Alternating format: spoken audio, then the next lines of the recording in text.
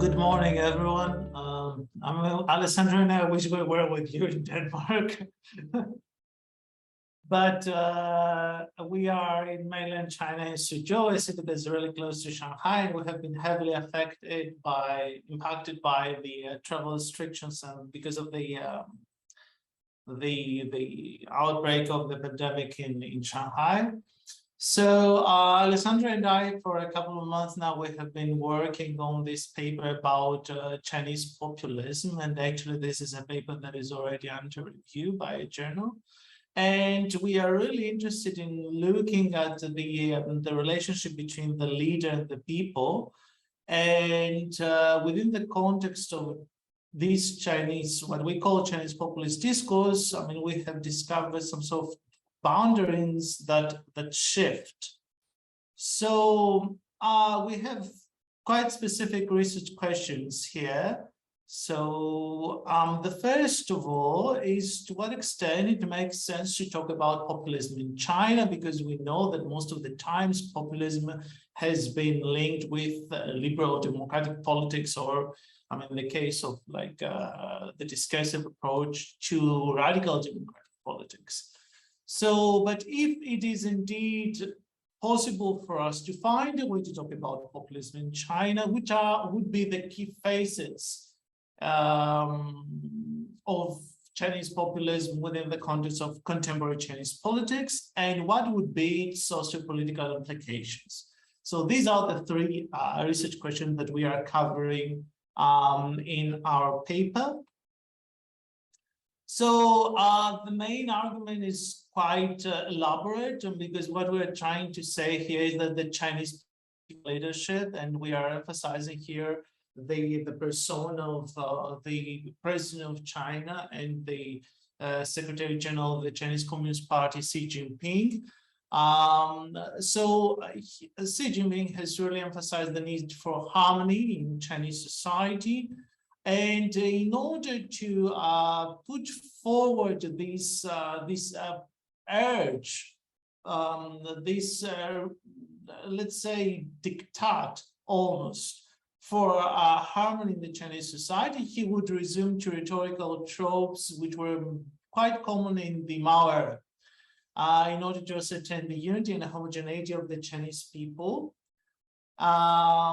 So because they would guarantee a unity and harmony. So the official populist discourse ostracizes in particular liberal elements that can harm the homogeneity of the Chinese people.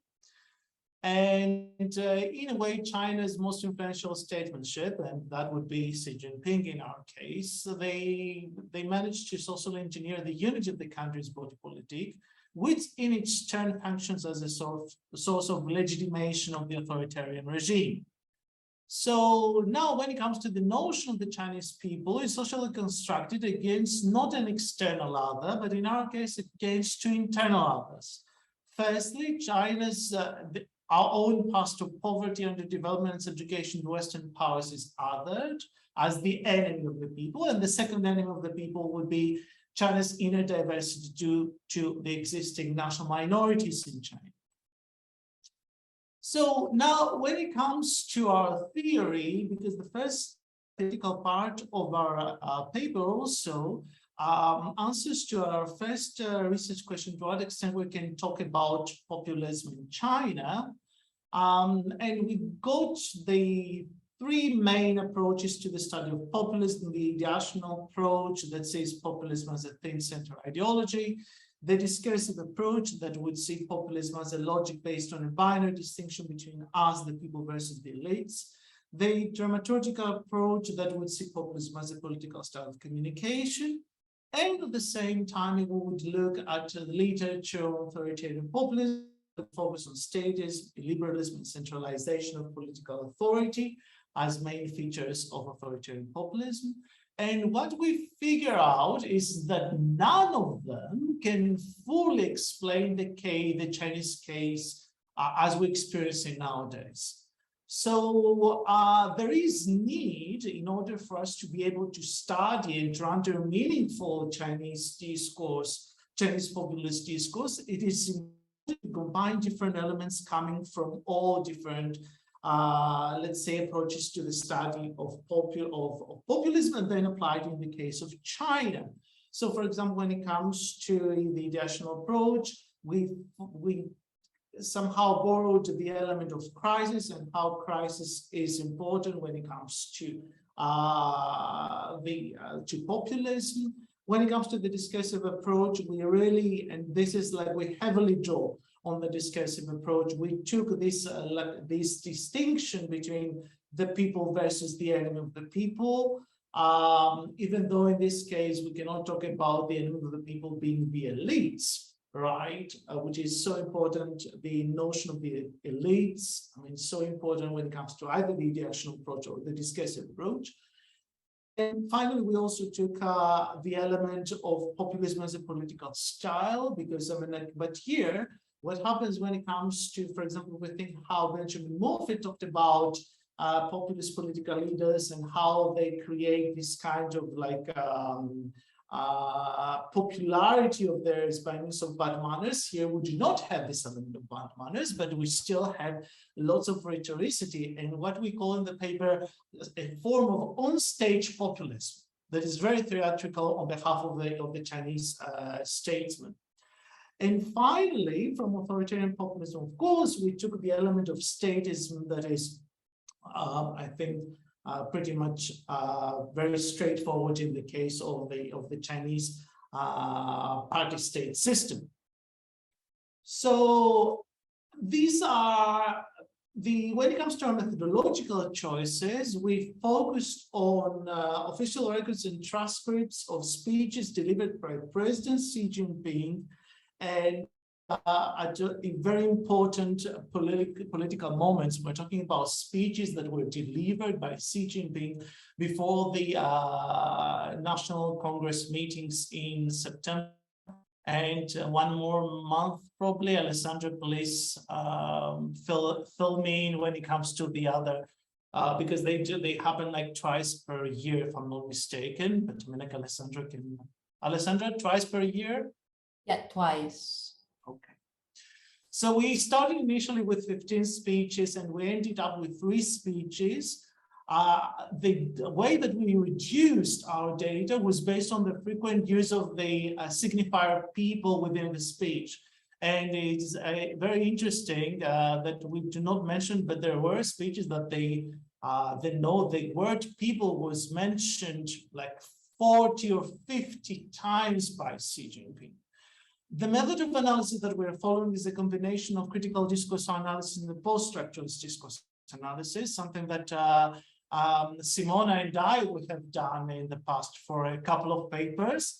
And what we're doing here is that we're really looking carefully at the text and elements that we see in the text, but then we're really also looking at the socio-political implications of language, right? In our case, we are looking very specifically about elements from the text that they can show us the othering and the enemy of the people.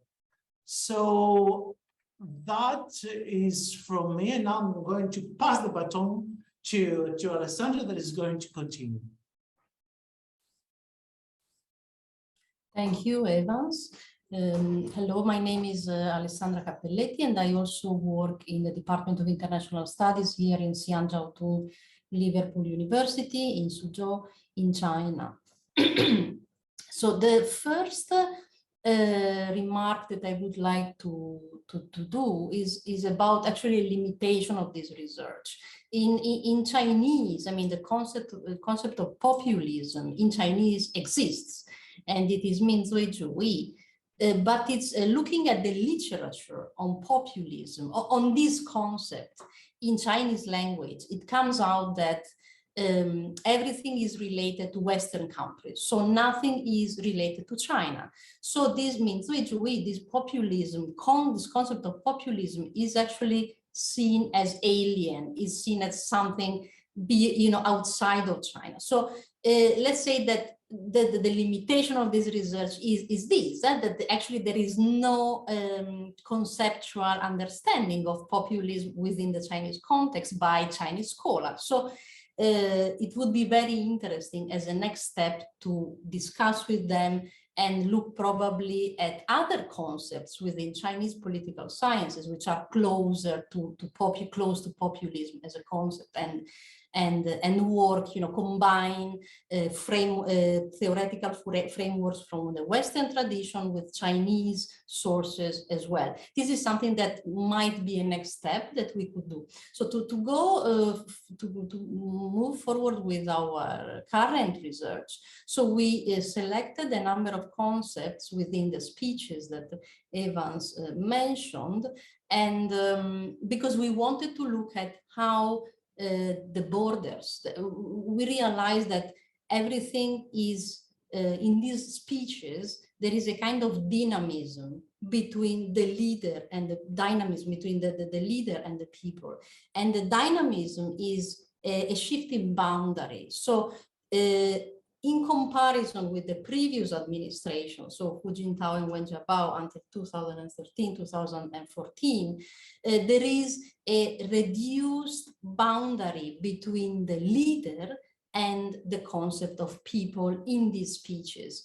And this reduced gap creates a kind of being closer to the people, and it fits what Evans described as our theoretical approach, which is hybrid, of course, from different approaches. So the concept of people is actually expressed through different characters and words, and especially Renmin and Chunjun. So we looked at these words, and we actually checked how many times did they recur, in which context, in which sentence, and in relation to the leader.